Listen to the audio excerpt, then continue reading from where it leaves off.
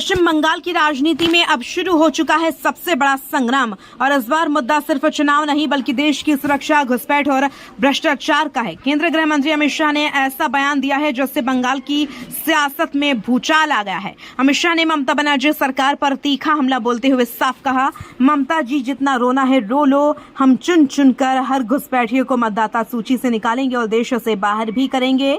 यह बयान उन्होंने कोलकाता में एक प्रेस कॉन्फ्रेंस के दौरान दिया, जहां उन्होंने टीएमसी सरकार के 15 साल के कार्यकाल को अराजकता का काला अध्याय बताया।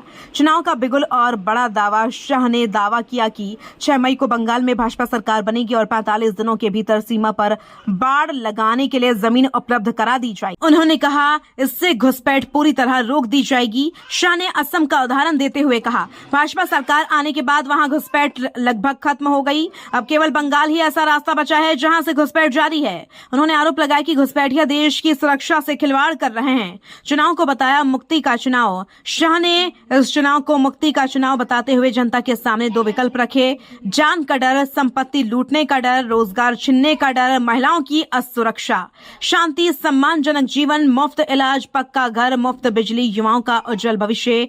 बंगाल पर गंभीर आरोप। शाह ने कहा कि बंगाल फैक्ट्रियों का कब्रिस्तान बन चुका है।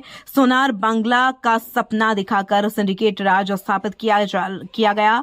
राज्य को भ्रष्टाचार की प्रयोगशाला बना दिया गया है।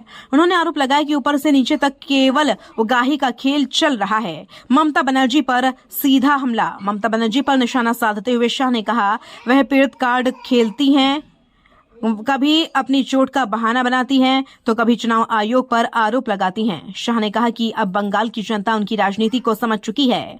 युवाओं के लिए बड़ा ऐलान। शिक्षक भर्ती और अन्य घोटालों का जिक्र करते हुए शाह ने बड़ा वादा किया।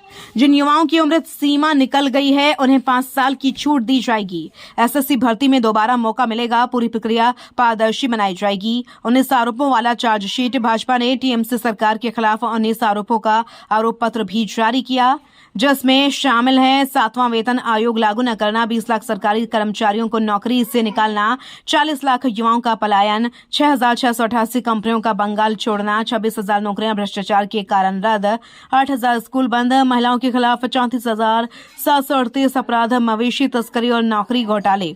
ओबीसी मुद्दे पर भी सवाल। शाह ने आरोप लगाया कि टीएमसी सरकार ने 77 समुदायों को ओबीसी में शामिल किया, जिनमें 75 मुस्लिम समुदाय से हैं। अब सुनिए कोलकाता में अमित शाह ने बंगाल वासियों से क्या कहा। ये चार्जशीट जो है वो तृणमूल कांग्रेस भले कहे भारतीय जनता पार्टी का चार्जशीट है, परंतु मैं मानता हूं ये बंगाल की जनता ने ममता बनर्जी की सरकार के खिलाफ लगाया हुआ चार्जशीट है, जिसको भारतीय जनता पार्टी एक आवाज दे रही।